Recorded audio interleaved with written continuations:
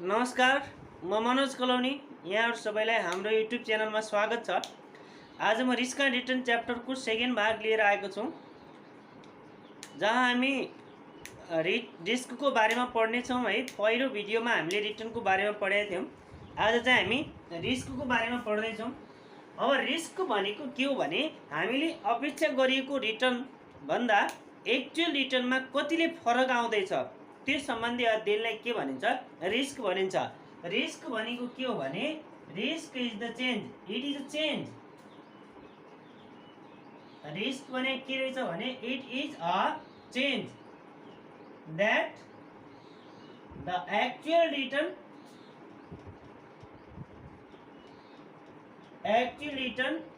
can be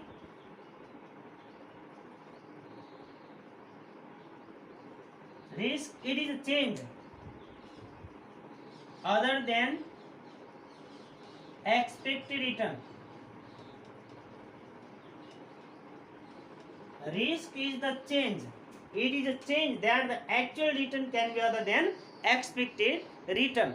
हामीले अपेक्षा गरेको रिटर्न भन्दा हामीले एक्चुअली कमाएको रिटर्नमा आउने फरकलाई के भनिन्छ? रिस्क भनिन्छ। अब रिस्कका यसका तीनवटा पार्ट छन् है। रिस्कलाई हामी तीन भागमा बाँड्छौँ। एउटा चाहिँ स्ट्यान्डर्ड डेभिएसन।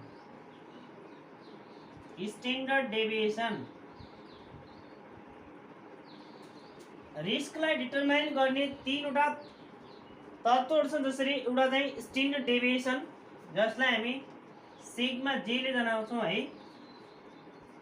अब स्ट्यान्डर्ड डेभिएसन इक्वल टु हुन्छ, यसमा पनि दुईटा पार्ट हुन्छ। फेरि फर्स्टमा प्रोबेबिलिटी नदिएको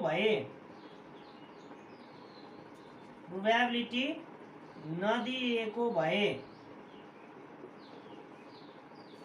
अब कम्पनीको अथवा व्यवसायको पुरा जोखिमलाई डिटरमाइन गर्नु छ भने स्ट्यान्डर्ड डेभिएसनले डिटरमाइन गर्छ है।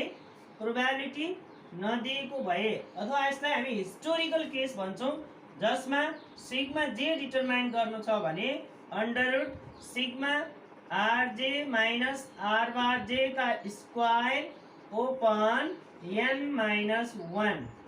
अब हेर्नुहोस् है, हामीले फर्स्टमै डेफिनेसनमै भनिसकेका छौँ कि रिस्क भनेको के हो भने expected rate of return.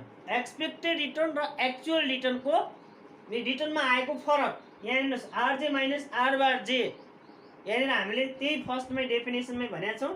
Risk is the change that the actual return can be other than expected return.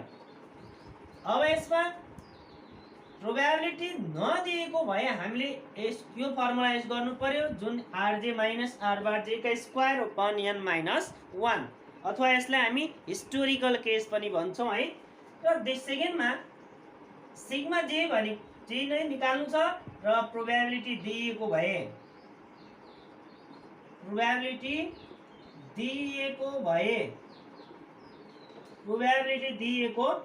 Sigma J equal to हुन्छ under root sigma RJ minus R bar J का square into PR. हेर्नुहोस् है, हामीले दुईटा part पढ्यौँ। अब यसमा probability नदिएको भए, अर्को चाहिँ प्रोबेबिलिटी दिएको भए। प्रोबेबिलिटी दिएको छ भने हामीले यो फर्मुला युज गर्ने, जसमा RJ minus R bar J का स्क्वायर इन्टु पीआर। पीआर भनेको प्रोबेबिलिटी, अनि प्रोबेबिलिटी तपाईँको छैन भने त्यो हिस्टोरिकल केस हो, जसमा सिग्मा आरजे माइनस आरजे का स्क्वायर आर बार जे का स्क्वायर ओपन एन माइनस 1। अब यसपछि यो चाहिँ हामीले टोटल रिस्कलाई डिटरमाइन गर्नु छ भने स्ट्यान्डर्ड डेभिएसनले जनाउने भयो। अब यसैको सेकेन्डमा भेरिएन्स भनेको स्ट्यान्डर्ड डेभिएसनको स्क्वायरलाई नै भेरिएन्स भनिन्छ है। यो भनेको के हो त? सिग्मा जे का स्क्वायर, यसलाई भनिन्छ भेरिएन्स। अब यो अगाडिकै फर्मुला हुन्छ, स्क्वायर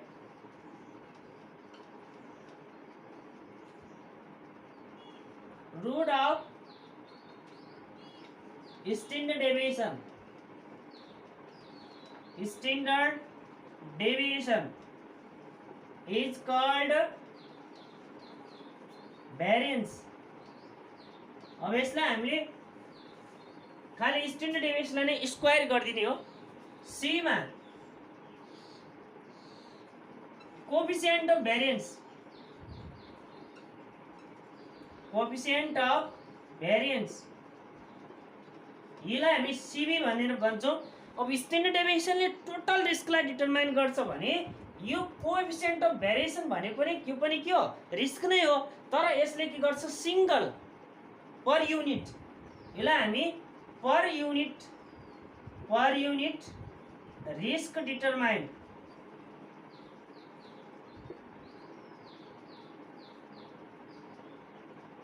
सीबीलाई हामी पर युनिट रिस्क डिटरमाइन पनि भन्छौँ, जहाँ सीबी इक्वल टु हुन्छ तपाईको सिग्मा जे ओपन आर बार जे।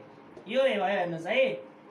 अब हामीले तीनवटा पार्ट रिस्कमा पढ्ने भयो, एउटा स्ट्यान्डर्ड डेभिएसन अनि भेरिएन्स र कोएफिसिएन्ट अफ भेरिएन्स, जसलाई हामी सीबी पनि भन्न सक्छौँ है। अब स्ट्यान्डर्ड डेभिएसन र सीबी, स्ट्यान्डर्ड डेभिएसनले टोटल रिस्क डिटरमाइन गर्छ भने सीबीले पर युनिट रिस्कलाई डिटरमाइन गर्छ है। अब एउटा क्वेसन पुरा बनाऊ है, 10 मार्क्स को क्वेसन आउने हो। अब फर्स्टमा फर इक्जाम्पल एउटा पुरा क्वेसन बनाऊ। फर इक्जाम्पल यहाँ हामीलाई दिएको छ इयर 1 2 3 4 दिएको छ है, र रिटर्न ए दिएको छ, जहाँ 10%, 12%, 13% र 14% यो दिएको छ। र फेरि यो चाहिँ प्रब्लम ए भयो अथवा 1। त्यसै गरी प्रब्लम 2 सेम इयर दिएको छ, 1 2 3 4 इयर। फेरि त रिटर्न ए मा दिएको छ 10%, 12%, 13% र 14%। र त्यसपछि पीआर दिएको छ 0.10, 0.20, 0.30 र 0.40। यो दुईटा क्वेसन छ। अब सबभन्दा पहिले त हामीले के बुझ्ने भने यो क्वेसन तपाईको प्रोबेबिलिटी केस हो अथवा नन प्रोबेबिलिटी केस हो। यहाँ तपाईलाई क्याल्कुलेट भन्छ, क्याल्कुलेट फर्स्टमा कहिले पनि एक्सपेक्टेड रेट अफ रिटर्न भनेर सोध्छ। Expected rate of return A भयो। त्यसपछि सोध्छ बी मा calculate standard deviation, standard deviation B भयो। र सी मा क्याल्कुलेट भेरिएन्स, र त्यसपछि डी मा calculate coefficient of variation.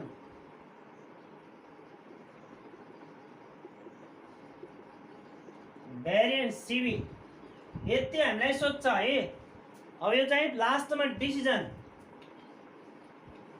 Decision पनि सोध्छ।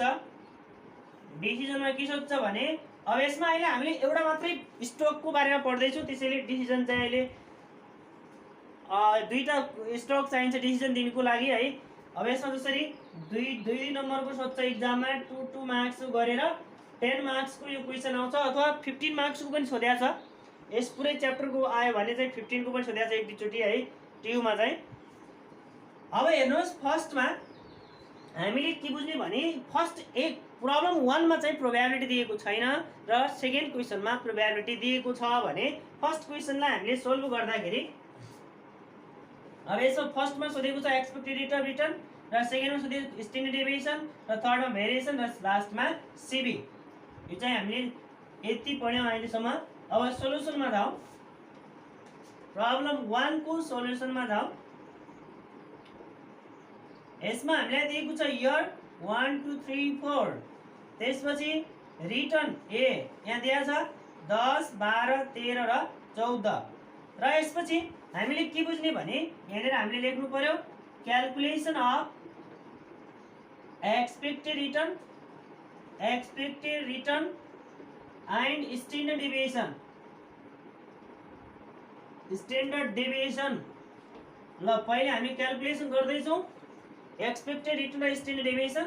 अब हेर्नुहोस् है यहाँ n इक्वल टु कति भयो पहिले सबभन्दा पहिले n 1 2 3 4 यो छ त्यसपछि सिग्मा RA निकाल्ने सिग्मा RA भनेको कति आयो 12 10 22 13 35 14 र कति भयो त 49 त्यसैले therefore R bar A equal to हुन्छ sigma RA upon n equal to RA भनेको सिग्मा RA भनेको 49 upon 4 49 upon 4 गर्नु पर्यो 49 divided by 4 इक्वल टु हुन्छ 12.25% आयो तपाईको R bar A आयो। अब हेर्नुहोस् सेकेन्डमा यसैमा हामीले स्ट्यान्डर्ड डेभिएसन पनि क्याल्कुलेसन गर्ने हो। यहाँनिर हामीले R bar A क्याल्कुलेसन गरिसकेपछि यहाँ लेख्ने RA minus R bar A लेख्नु पर्यो। हेर्नुहोस् है RA minus R bar A गर्नुपर्छ। त्यसमा RA भनेका यी हुन् 10 12 13 र 14% हुन् भने R bar A भनेको जुन हामीले एक्सपेक्टेड रेट अफ रिटर्न निकाल्यौं 12.25 त्यो भनेको R bar A हो। अब यसमा 10 माइनस हेर्नुस् है म एउटा यहाँनिर बुझाइदिन्छु यो 10% भनेको RA भयो त्यसरी नै अर्कोमा 12 लेख्ने तेस्रोमा 13 14 अब 10 माइनस R bar A भनेको सबैमा एउटै हुने हो 1 2 3 4 इयरमा 12.25 12.25 यो भयो इक्वल टु आयो तपाईको 10 minus 12.25 equal to 2.25 माइनस मा आयो माइनस 2.25 यो भयो तपाईको के त RA minus R bar A। त्यसरी नै सेकेन्ड को पनि निकाल्ने 12 minus 12.25 इक्वल टु हुन्छ 0.25 माइनस मा यो पनि 13 minus 12.25 13 minus 12.25 यो पनि निकाल्ने यो आयो तपाईको 0.75 र 14 minus 12.25 इक्वल टु 1.75 कसको आयो त थर्ड को आयो। अब लास्टमा sigma RA minus R bar A अब यहाँनिर यो त भयो तपाईँ यो नलेखे पनि भयो है। अब यसको स्क्वायर यहाँनिर स्क्वायर गरिदिँदा पनि हुन्छ हेर्नुहोस् है। अब यहाँनिर हामीले अलग लेखे पनि भयो बुझिन्छ भने यहाँनिर लेख्दा हुन्छ RA minus R bar A का स्क्वायर यतिकै यहाँ लेख्दा यहाँ नलेखे पनि हुन्छ यहाँनिर डाइरेक्ट लेख्दा पनि हुन्छ। अब अहिले फर्स्ट क्वेसन यसरी नै बनाऊ। अब यसको स्क्वायर गर्ने 2.25 को स्क्वायर 2.25 को स्क्वायर गर्नु पर्यो इक्वल टु 5.0625 यो आयो हेर्नुस् है। त्यसैगरी 0.25 को स्क्वायर इक्वल टु 0.0625 र त्यसपछि 0.75 को स्क्वायर इक्वल टु 0.5625 र त्यसैगरी 1.75 को स्क्वायर इक्वल टु 3.0625। अब यो सबैलाई जोड्दिने plus 0.5625 plus 0625 plus 0.5625 plus 0.0625 plus 5.0625 equal to आयो तपाईको sigma RA minus R bar A का स्क्वायर इक्वल टु आयो 8.75 टोटल जोडेर आयो 3.0625 plus 0.5625 plus 0.0625 plus 5.0625 ल 8.75 यो आयो। अब यहाँनिर फेरि क्याल्कुलेसन गर्दिने therefore sigma A equal to के हुने भयो त under root sigma RA minus R bar A का स्क्वायर ओपन n minus 1 हेर्नुस् है sigma RA minus R bar A का square upon n minus 1 equal to under root यो कति आयो 8.75 ओपन n भनेको 4 हो 4 minus 1 इक्वल टु अब त्यसमा अंडर रूट में 8.75 डिवाइडेड बाय 3 अब आयो तपाईको अंडर रूट कति आयो त 2.91 इक्वल टु अंडर रूट हटाइदिने फेरि अंडर रूट 2.91 इक्वल टु 1.70 यो आयो तपाईको स्ट्यान्डर्ड डेभिएसन। ल यति हामीले क्याल्कुलेसन गर्नु पर्यो है। फर्स्ट कुन केसमा तपाईको फर्स्ट के भन्यो त प्रोबेबिलिटी नदिएको केसमा है यो भयो तपाईको calculation of expected return and standard deviation. अब आरए यो चाहिँ हामीले फर्स्टमा एक्सपेक्टेड रेट निकाल्यो आर बार ए, त्यसपछि स्ट्यान्डर्ड डेभिएसनको लागि आरए माइनस आर बार ए, त्यसमा डाइरेक्ट स्क्वायर गरिदिँदा पनि हुन्छ है। ल यो त भयो तपाईको प्रोबेबिलिटी नदिएको केस भयो। अब यसपछि सेकेन्डमा निकाल्नु पर्यो। अब सेकेन्डमा निकाल्ने प्रोबेबिलिटी दिएको केस हेर्नुस् है, यो फर्स्ट क्वेसन भयो। अब सेकेन्डमा प्रब्लम 2 को सोलुसनको लागि हामीलाई प्रोबेबिलिटी दिएको छ, यहाँ त्यहाँ पनि सेम छ 1 2 3 4। यहाँनिर हामीले calculation of return and standard deviation, return and standard deviation ल हेर्नुस् है। अब यसमा यर दिएको छ अनि त्यसपछि हामीलाई आरए दिया छ, यर अनि आरए 1 2 3 4 यर दिया छ। फेरि आरए मा कति कति छ 10 12 13 र 14 दिया छ। त्यसपछि हामीले एक्सपेक्टेड रेट अफ रिटर्न निकाल्नुको लागि पीआर पनि दिएको छ, पीआर 0.10 0.20 0.30 र 0.40 दिया छ। र फेरि अब आरए इन्टु पीआर हेर्नुस् है, प्रोबेबिलिटी दिएको केसमा एक्सपेक्टेड रेट अफ रिटर्न निकाल्नुको लागि आरए इन्टु पीआर प्रोबेबिलिटीले मल्टिप्लाई गर्नुपर्छ। यान इक्वल टु कति भयो, यान इक्वल टु यहाँ कति आयो 1 2 3 4 वर्ष छ। अनि हामीले यहाँ निकाल्नु पर्यो तपाईको आरए इन्टु पीआर भनेको योले यसलाई मल्टिप्लाई गर्ने 1 भयो, 10 इन्टु 0.1 12 इन्टु 0.20 2.4, त्यसै 30 इन्टु 33 छ 3.9, त्यसपछि 14 4 छ 5.6। यो आयो तपाईको sigma RA into PR equal to कति आयो त, अब त्यो आउँछ तपाईको 1 plus 2.4 plus 3.9 plus 5.6 equal to 12.9 12.9% क्या हो त। Therefore R bar A equal to sigma RA into PR equal to 12.9% answer. यो आयो तपाईको के त R bar A आयो।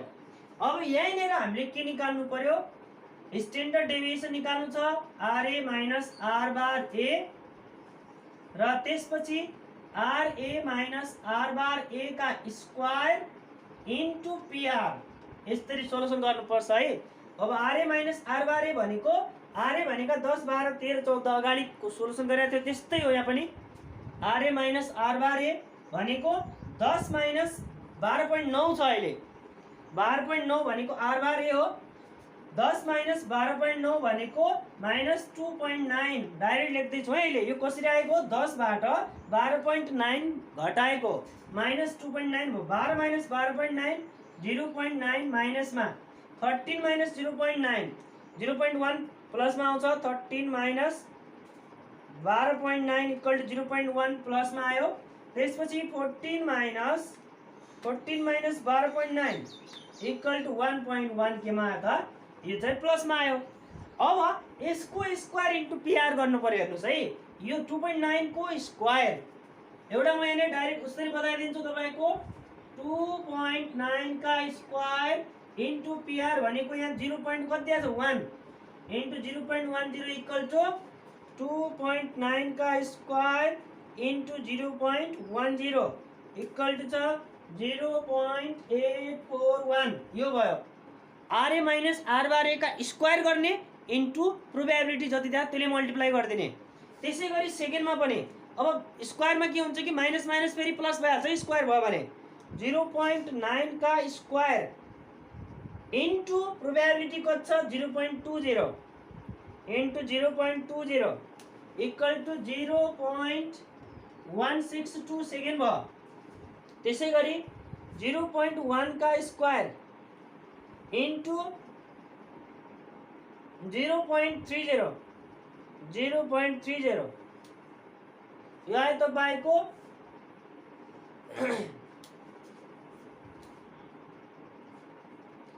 0.10 का स्क्वायर इंटू 0.20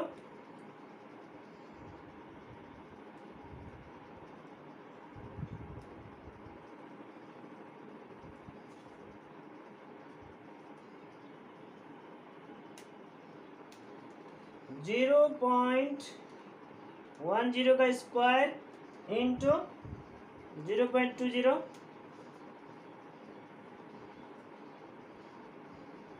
कति आउँछ 0.002 आउँछ कति आउँछ है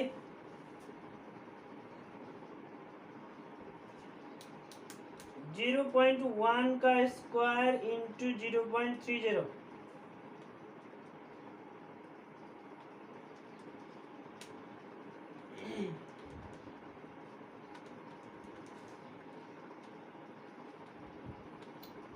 0.10 का स्क्वायर इंटू 0.30 003 आयो त्यसपछि 1.1 का स्क्वायर इंटू 0.40 0.484 आयो अब सबैलाई जोडिदिने plus 0.003 plus 0.162 plus 0.841 equal to आयो तपाईको sigma R A minus R bar A का square into P R equal to 1.49 आयो 1.49 आयो अब यसलाई हामीले फर्मुलामा राख्दिने फर्मुलामा राख्दाखेरि therefore standard deviation equal to हुन्छ standard deviation of a equal to under root sigma r a minus r bar a का square into p r equal to 1.49 अब यो तपाईको कति हुने भयो त under root 1.49 equal to हुन्छ 1.2206 ल यति भयो तपाईको आजको क्वेशनमा है त त्यसपछि भेरिएन्स भन्यो भने थर्डमा भेरिएन्स भनेको के हो त भेरिएन्सको लागि square root of standard deviation अब अगाडि कति आएको थियो त्यसको स्क्वायर गरिदिने जसरी अहिलेको छ क्वेशन नम्बर 2 को प्रोबेबिलिटी को बेसमा sigma A square equal to 1.2206 का स्क्वायर यस्तो गरिदिनु पर्छ है त्यही 1.49 आउने हो र त्यसपछि सीबी मा हामीले सीबी निकाल्नु पर्यो डी मा सीबी इक्वल टु हुन्छ sigma A open are bar ए अब यसमा जसरी 12.9 तपाईको सिग्मा ए कति आएको छ 1.49 छ र सीबी के रे आर बार ए कति छ 12.9 equal to 1.49 divided by 12.9 equal to 0.1155 ल यति हामीले आज क्लासमा पढ्छौं है अब यसरी हामीले सोलुसन गर्नु पर्यो सीबी भनेको सिग्मा दुईटै अगाडि रिलेटेड हुन्छ सीबी र भेरिएन्स है अब हामीले स्ट्यान्डर्ड डेभिएसन क्याल्कुलेसन गरिसकेपछि स्ट्यान्डर्ड डेभिएसन र रेट अफ रिटर्न हामीलाई यहाँ चाहिन्छ expected rate of return CV निकाल्नुको लागि CV equal to sigma A by R bar A हुने हो ल अब डिसिजन चाहिँ फेरि हामी पढ्छौँ अझै पढ्न बाँकी छ है ल आजको क्लास चाहिँ यहीँ सिद्धिन्छ भिडियो राम्रो लागेमा लाइक कमेन्ट र सब्स्क्राइब गरिदिनु होला धन्यवाद।